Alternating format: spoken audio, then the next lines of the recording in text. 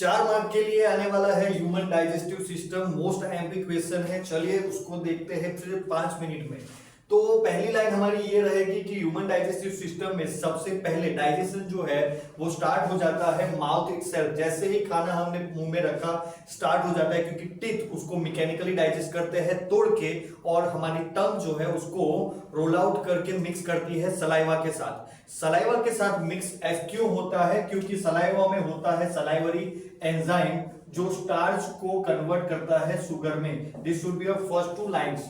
Okay, तो this is your mouth. Mouth से चालू हो गया आपका डाइजेशन सिस्टम। माउथ के बाद है सिंपली इसोफेगस, यही आपको याद रखना है। माउथ फिर कहा जाता है इसोफेगस, फिर देन स्टमक। तो ये जो है आपका एसोफेगस एक सिंपल नली जैसा है, मस्कुलर नली जैसा है, जिससे खाना जो है चला जाता है स्टमक में। यहां पे है आपका स्टमक। ओके, स्टमक जो है ये रहा आपका स्टमक। तो नली एसोफेगस जो है वो आपका खाना पहुंचा देती है स्टमक के अंदर। स्टमक में यहां पे ही एक्चुअल चीजें चालू होती है। आपको याद रखनी है ये 3 चीजें। जैसे ही खाना स्टमक में पहुंचता है, स्टमक जो है हाइड्रोक्लोरिक एसिड यानी कि HCl रिलीज करता है to provide the acidic medium, जिससे खाना जल्दी से डाइजेस्ट हो सके। उसके बाद और एक चीज वहां पे निकलती है, दैट इज पेप्सिन, यानी कि ये 3 चीजें मिलके स्टमक का एक जूस बनाते हैं जिसको गैस्ट्रिक जूस बोलते हैं। Gastric, okay, GASTERIC, gastric juice, जिसमें HCl, पेप्सिन और म्यूकस होता है। HCl एसिडिक मीडियम प्रोवाइड करता है, पेप्सिन जो है वो प्रोटीन को तोड़ता है फॉर फर्दर डाइजेशन, और म्यूकस जो है वो प्रोटेक्ट करता है ये वाले एसिड से हमारे स्टमक की दीवारों को, स्टमक की वॉल्स को एसिड से वो प्रोटेक्ट करता है। ओके, तो इतना वहां पे रिलीज होता है, खाने को वहां पे डाइजेस्ट किया जाता है जितना भी पॉसिबल हो उतना। उसके बाद वो चला जाता है into the small intestine. Small intestine के 3 भाग है, डिओडेनम, जेजुनम एंड इलियम। इसमें से सबसे इंपॉर्टेंट पार्ट जो है दैट इज डिओडेनम। डिओडेनम यानी कि ये स्टार्टिंग वाला पार्ट स्मॉल इंटेस्टाइन का, ये पूरा का पूरा आपका स्मॉल इंटेस्टाइन है। ठीक है, ये पूरा का पूरा जो यहाँ पे गुचड़ा जैसा दिख रहा है वो है स्मॉल इंटेस्टाइन, और उसका जो इनिशियल पार्ट है डिओडेनम, उसमें काफी सारी चीजें होती है।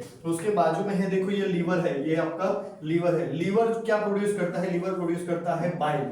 बाइल नाम का एंजाइम प्रोड्यूस करता है जो कि फैट को डाइजेस्ट करने के लिए इंपॉर्टेंट होता है। तो लीवर प्रोड्यूस करता है बाइल, और बाइल जो है वो गॉल ब्लैडर में चला जाता है, और गॉल ब्लैडर टेम्पररी उसको स्टोर करने का काम करती है। जैसे ही खाना आगे बढ़ा, जैसे ही स्टमक में से खाना आगे बढ़ा, गॉल ब्लैडर जो है जितना चाहिए उधर फैट को पचाने के लिए उतना बाइल वहां पे वो छोड़ेगा।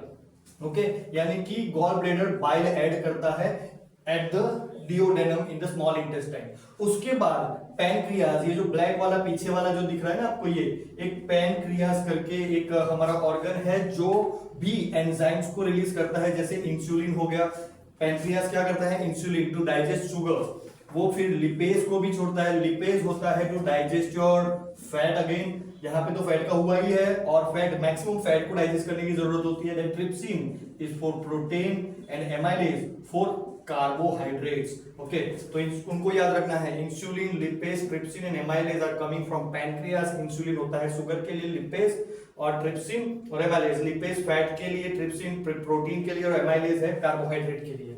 ये सब काम होने के बाद विली करके, मतलब एक फिंगर लाइक स्ट्रक्चर्स होते हैं, फिंगर लाइक स्ट्रक्चर्स होते हैं अंदर वॉल में। किसकी वॉल में? स्मॉल इंटेस्टाइन की वॉल के अंदर ऐसे फिंगर लाइक स्ट्रक्चर्स होते हैं जो सरफेस एरिया बढ़ाते हैं, जिससे जो भी इन लोगों ने पचाया है, कार्बोहाइड्रेट, प्रोटीन और एवरीथिंग, एमिनो एसिड्स, व्हाटएवर जो भी उन्होंने पचाया है वो ब्लड स्ट्रीम के अंदर डाला जाए। यानी कि विली क्या करती है, जो पचा हुआ खाना, जो न्यूट्रिशंस यहाँ पे मिले हैं उसको खींच के वो ब्लड स्ट्रीम के अंदर डाल देती है। ब्लड स्ट्रीम के अंदर डालने से क्या होगा?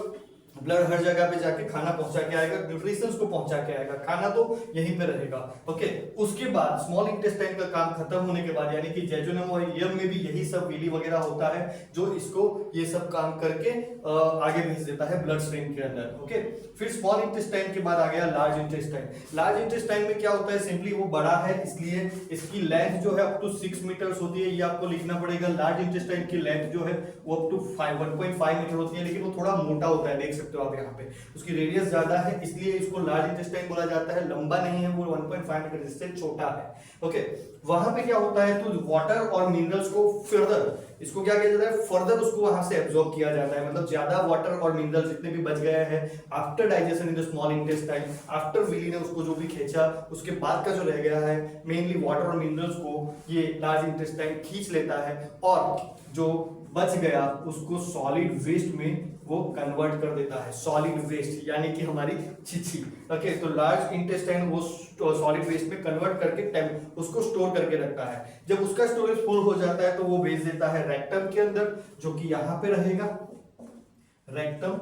ओके, तो रेक्टम जो है वो यहाँ पे रहेगा और वो रेक्टम के अंदर चला जाएगा। जैसे ही रेक्टम में घुसता है और रेक्टम को हम टेम्पररी स्टोरेज बोलेंगे, वहां पे टेम्पररी ये सॉलिड वेस्ट जो है टेम्पररी स्टोर रहेगा। जैसे ही रेक्टम में घुसेगा आएगा सॉलिड वेस्ट, जैसे रेक्टम में आता है वहां से आपको लगती है जाने का मन करता है।